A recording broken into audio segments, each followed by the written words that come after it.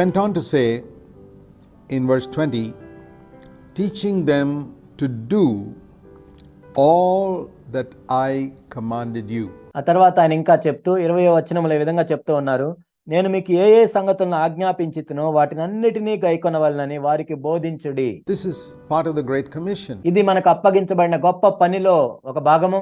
That once we go into all the world and tell people that they are sinners, మనము సర్వ సృష్టికి వెళ్ళి వారు పాపులు అని మనం చెప్పిన తర్వాత, Christ died for their sins వారి పాపల నిమిత్తం క్రీస్తు చనిపోయాడని, and rose up from the dead, ascended to heaven and is returning. మృతుల్లో నుండి ఆయన తిరిగి లేచాడని, పరలోకమునకు ఆరోహణం అయిపోయాడని, ఆయన మరలా తిరిగి వస్తున్నాడని చెప్పిన తర్వాత, and he is the only way to the Father, తండ్రి వద్దకు వెళ్ళటానికి ఆయన ఒక్కడే మార్గము.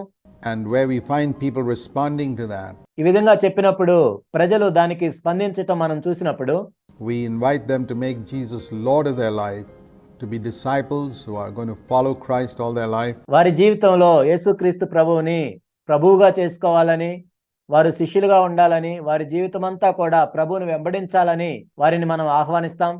Baptize them into the name of the Father, Son and Holy Spirit. Introduce them to the mystery of the Godhead. ఆ తర్వాత తండ్రి, కుమార, పరిశుద్ధాత్మ నామములోనికి వారికి బాప్తిజం ఇచ్చి దేవునిలో ఉన్న మర్మము గురించి వారికి పరిచయం చేయాలి. And it doesn't finish there. కానీ అక్కడే ముగించబడదు. That's like coming to the starting line of the Olympic marathon race. అది ఎలా ఉంటుందంటే, ఒలింపిక్ మారథాన్ పరుగు పందెములో ప్రారంభ గీత దగ్గరికి వచ్చినట్లుగా ఉంటుంది. I mean, even that is a great feat. నిజానికి అక్కడ దాకా వెళ్ళటం కూడా అది ఎంతో గొప్పగా సాధించినట్లే. If you got selected to represent your country and you come to the starting line of the Olympic marathon race, that itself is a feat. ఒక Olympic marathon పరుగు పందెం ప్రారంభించడానికి నీ దేశం తరపున ఒకవేళ నువ్వు సెలెక్ట్ అయ్యి ఆ ప్రారంభంలోనికి నువ్వు వెళ్ళినట్లయితే అది కూడా గొప్పగా సాధించినట్లే. But it doesn't mean anything because that's just the beginning of the race. కానీ అంత మాత్రమే కాదు, అది కేవలం ఒక పరుగు పందాన్ని ప్రారంభించినట్లు. So the fact that you become a disciple, you've been baptized in the name of the Father, Son and Holy Spirit, that's great. నీవు శిష్యుడిగా అయ్యావు, ఆ తర్వాత తండ్రి, కుమార, పరిశుద్ధాత్మ నామంలో బాప్తిజం తీసుకున్నావు, అంతవరకు వచ్చినా కానీ అది గొప్పగా సాధించినట్లే. But then begins the race. ఆ తరువాత పరుగు పందెం ప్రారంభించబడుతుంది. And in that race, we are to be taught to do every single thing that Jesus commanded us. ఆ తర్వాత ఆ పరుగు పందెంలో మనం ఏమి నేర్చుకోవాలి అంటే, యేసుక్రీస్తు ప్రభువారు ఏ ఏ విషయాలు ఆజ్ఞాపించారో ప్రతి చిన్నది కూడా మనము తెలుసుకోవాలి. And this is going to take a lifetime. ఇది జీవితాంతం పడుతుంది. And this is what every church should be doing. ప్రతి సంఘం కూడా ఈ విధంగా చేయాలి. If a church is majoring on making disciples, ఒక సంఘము శిష్యులుగా తయారు చేసే విషయంలో ఎక్కువగా ప్రకటిస్తున్నట్లయితే, and baptism, it should not stop there. ఆ తర్వాత బాప్తిజం గురించి చెప్తూ అక్కడే ఆగిపోకూడదు. What should they be teaching every Sunday in their church services? వాళ్ళ సంఘ కూడికల్లో ప్రతి ఆదివారం ఏం బోధించాలి? Every single thing that Jesus taught, all that Jesus taught. యేసు క్రీస్తు ప్రభు బోధించిన ప్రతి చిన్నదాన్ని కూడా బోధించాలి. యేసు ప్రభు బోధించిందంతా కూడా బోధించాలి. Not just a few selected things, and certainly not psychology. ఏదో కొన్ని ఎంచుకున్న విషయాలు మాత్రమే కాదు, ఖచ్చితంగా మానసిక శాస్త్రం మాత్రం కాదు. It's sad when a church is more interested in improving its music ఒక సంఘము సంగీతం ఇంకా ఎలా బాగా అభివృద్ధి చేసుకోవాలి అనే విషయం గురించే చెప్తూ ఉన్నట్లయితే ఇది ఎంతో విచారకరం. than improving the quality of its members. ఆ సంఘ సభ్యుల యొక్క నాణ్యత కంటే కూడా ఎక్కువగా దీని గురించి ఆలోచించినట్లయితే That's extremely sad. ఇది ఎంతో విచారకరం. What do you think God in heaven would be more interested in? పరలోకమందున్న దేవుడు దేని గురించి ఎక్కువగా ఆసక్తిగా ఉంటాడని మీరు అనుకుంటున్నారు? Here's a new church, for example, that's gathered together. Let's say people who are really born again and who really want to make Jesus Lord of their life. ఇక్కడ ఒక క్రొత్త సంఘము, వారు సంఘంగా కూడుకుంటున్నారు. వాళ్ళు నిజముగా తిరిగి జన్మించిన వారు, యేసుక్రీస్తుని నిజముగా వారి జీవితాల్లో ప్రభువుగా ఉంచుకోవాలనుకుంటున్న వారు. And if you find that church is concentrating on music, do you think God's interested in that primarily? ఒకవేళ ఆ సంఘము సంగీతం గురించి, పాటల గురించి వాళ్ళు ఎక్కువగా ఆలోచిస్తున్నట్లయితే దేవుడు కూడా దాని గురించి ఆసక్తి కలిగి ఉన్నాడని మీరు అనుకుంటున్నారా? It's good to have good music. I'm not against that. మంచి సంగీతం కలిగి ఉండటం మంచిదే, దానికి నేను వ్యతిరేకిని కాదు. But it's a question of priority. కానీ మరి దేనికి మనం ప్రాధాన్యత ఇస్తున్నాం అన్నది ముఖ్యం. What is God more interested in? The quality of those people in that church becoming more Christ-like, or the music becoming more entertaining? దేవుడు దేని గురించి ఆసక్తి కలిగి ఉంటున్నాడని మీరు అనుకుంటున్నారు? ఆ సంఘంలో ఉన్న విశ్వాసులు ఎక్కువగా క్రీస్తు వలె మారుతున్నారని దేవుడు అనుకుంటాడా, లేక సంగీతం బాగా వినోదాన్ని కలిగిస్తుందా లేదా అని అనుకుంటాడా? And there you see how Christians have drifted away. ఇక్కడ మనం చూస్తాం క్రైస్తవులు ఏ విధంగా దారి తొలగిపోయారు. Christian leaders haven't understood. క్రైస్తవ నాయకులు దీన్ని అర్థం చేసుకోవట్లేదు. What are we supposed to do? We're to teach people to obey every single thing that Jesus commanded. కాబట్టి మనం ఏం చేయాల్సిన అవసరం ఉంది అంటే, యేసుక్రీస్తు ప్రభు ఆజ్ఞాపించిన ప్రతి చిన్న విషయానికి కూడా విధేయత చూపించాలి అని మనం బోధించాలి. And we cannot teach them that, how to do that, if we haven't done that ourselves. మొట్టమొదటిగా మనమే వాటిని చేయనట్లయితే ఇతరులకు మనం వాటిని బోధించలేము.